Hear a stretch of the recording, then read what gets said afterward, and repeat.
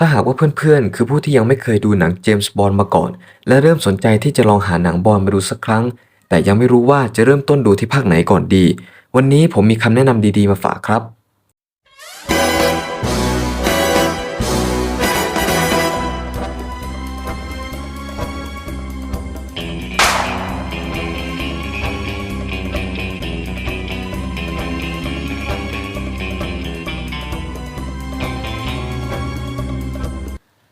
สวัสดีครับทุกคนสำหรับหัวข้อของเราในวันนี้ก็ขอเอาใจแฟนหนังบอนด์มือใหม่กันหน่อยนะครับเพราะวันนี้ผมมีคำแนะนำในการเริ่มต้นดูหนังเจมส์บอนด์มาฝากกันครับโดยผมจะไม่ชี้เฉพาะว่าต้องดูภาคนั้นหรือภาคนี้ไปเลยนะครับแต่จะเสนอเป็นช้อยให้เพื่อนๆได้เลือกข้อที่ตรงกับใจกันครับถ้าพร้อมแล้วเราไปเริ่มกันเลยครับ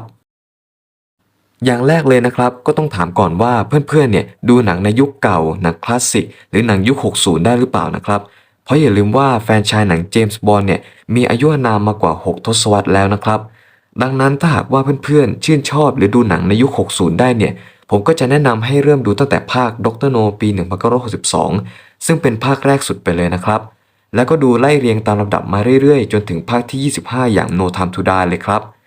ข้อดีของการเริ่มดูตั้งแต่ภาคแรกแบบนี้ก็คือจะทำให้เราได้เห็นถึงวิวัฒนาการของหนังบอนด์ในแต่ละยุคแต่ละสมัยนั่นเองครับ แต่ถ้าหากว่าเพื่อนๆเป็นผู้ที่ดูหนังยุคเก่าขนาดนั้นไม่ไหวจริงๆ ก็ต้องถามต่อว่าดูหนังในยุค 90 ได้หรือเปล่าครับ เพราะหนังยุค 90 นี้จะมีความทันสมัยมากขึ้น และมีเทคนิคพิเศษที่เข้ามาช่วยในการถ่ายทำหนังมากด้วยเช่นกันครับ ถ้าหากว่าเพื่อนๆรับในช้อยข้อนี้ได้ ผมก็ขอแนะนำให้เริ่มดูที่ภาค Golden Eye ปี 1995 ภาคเปิดตัวของ Pierce Brosnan เลยครับ แล้วก็ไล่ดูต่อไปเรื่อยๆ จนเข้าสู่ยุค Daniel Craig เลยครับ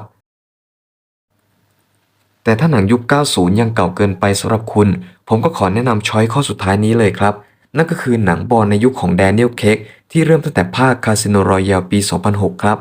เพราะยุคของ Daniel Craig คือการรีบูตใหม่ครับ ดังนั้นก็ตัดปัญหาที่ว่าต้องดูภาคของคนอื่นๆมาก่อนหรือไม่ แต่ก็มีข้อแนะนำอีกอย่างหนึ่งว่าด้วยความที่มันเป็นการรีบูตทำให้เรื่องราวของทุกๆภาคมันต่อเนื่องเชื่อมโยงกันหมดครับ ผมเลยไม่ขอแนะนำให้สุ่มภาคไหนมาดูก็ได้ แต่จะแนะนำให้ดูแบบไล่ตั้งแต่ภาคแรกไปจนถึงภาคสุดท้ายจะดีกว่าครับ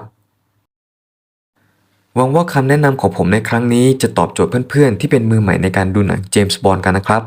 สุดท้ายนี้ก่อนจากกันไปก็อย่าลืมกดไลค์และกด Subscribe เพื่อเป็นกำลังใจให้กันด้วยนะครับ สำหรับวันนี้บอนด์แฟนฟอยเวอร์ก็ขอตัวลากันไปก่อน และพบกันใหม่ในครั้งหน้า สวัสดีครับ